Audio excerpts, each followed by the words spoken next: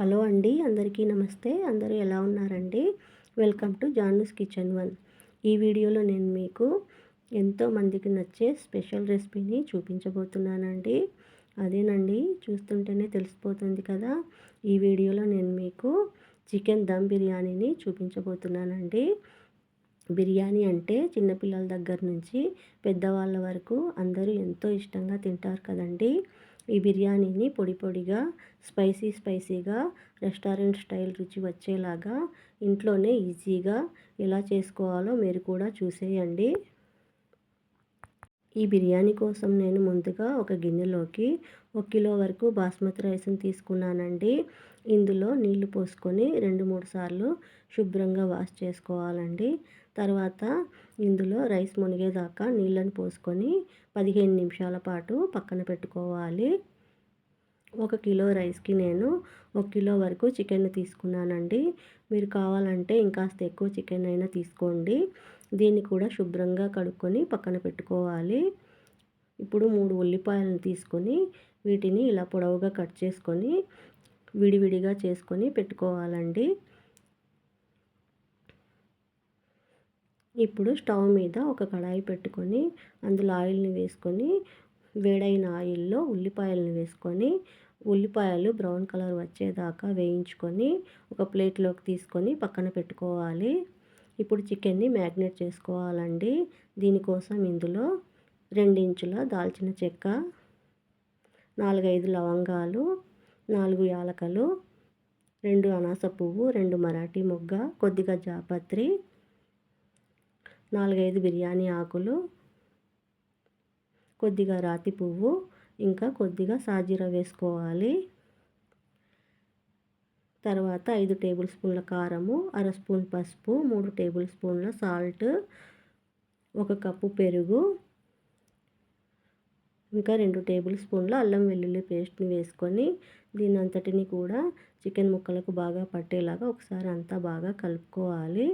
తర్వాత 4-5 పచ్చిమిర్చి చీలికలు, 4 స్పూన్ల నిమ్మరసము, కొద్దిగా కొత్తిమీర, 4-5 టేబుల్ స్పూన్ల ఆయిల్ని వేసుకొని దీన్ని అంతటిని కూడా బాగా కలుపుకోవాలి. తర్వాత 2 టేబుల్ స్పూన్ల బిర్యానీ మసాలా, 1 టేబుల్ స్పూను ధనియాల పొడిని వేసుకొని మరోసారి మిక్స్ చేసుకోవాలి.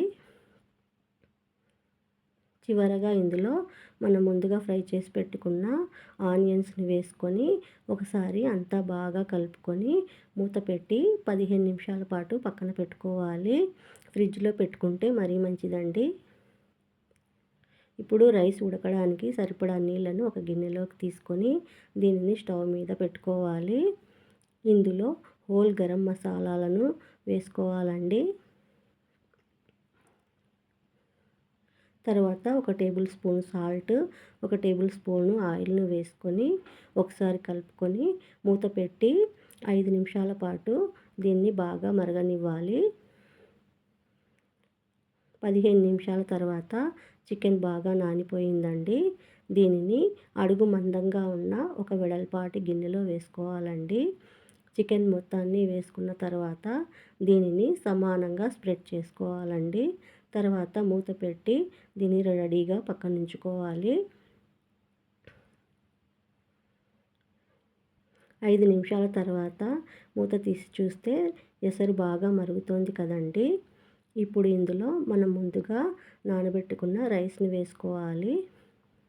రైస్ మొత్తాన్ని వేసుకున్న తర్వాత దీనిని ఒకసారి కలుపుకొని 5-6 నిమిషాల పాటు రైస్ను 70% వరకు ఉడకనివ్వాలండి. మరో స్టవ్ మీద మనం చికెన్ని వేసుకున్న గిన్నెను పెట్టుకొని మూత పెట్టి మంటను సిమ్లో పెట్టుకొని ఉడకనివ్వాలండి. మరోవైపు రైస్ ఉడుకుతోంది కదండి. ఈ రైస్ 70% ఉడికితే సరిపోతుందండి.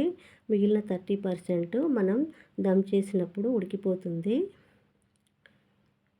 6 నిమిషాల తర్వాత రైస్ 70% వరకు ఉడికిపోయిందండి. ఇప్పుడు ఇందులోని నీళ్ళన్నింటినీ వార్చుకొని ఈ రైస్ని ఉడుకుతున్న చికెన్ పైన వేసుకోవాలండి. మనం తీసుకున్న రైస్లో సగం రైస్ను చికెన్ పైన వేసుకొని దీన్ని అంతటిని సమానంగా స్ప్రెడ్ చేసుకోవాలండి. తర్వాత దీనిపైన ఫ్రైడ్ ఆనియన్స్ ఇంకా కొత్తిమీరను చల్లుకోవాలి. తర్వాత దీనిపైన మిగిలిన రైస్ మొత్తాన్ని కూడా మరో లేయర్లా వేసుకోవాలండి. రైస్ మొత్తాన్ని కూడా వేసుకున్న తర్వాత దీనిని సమానంగా స్ప్రెడ్ చేసుకోవాలి.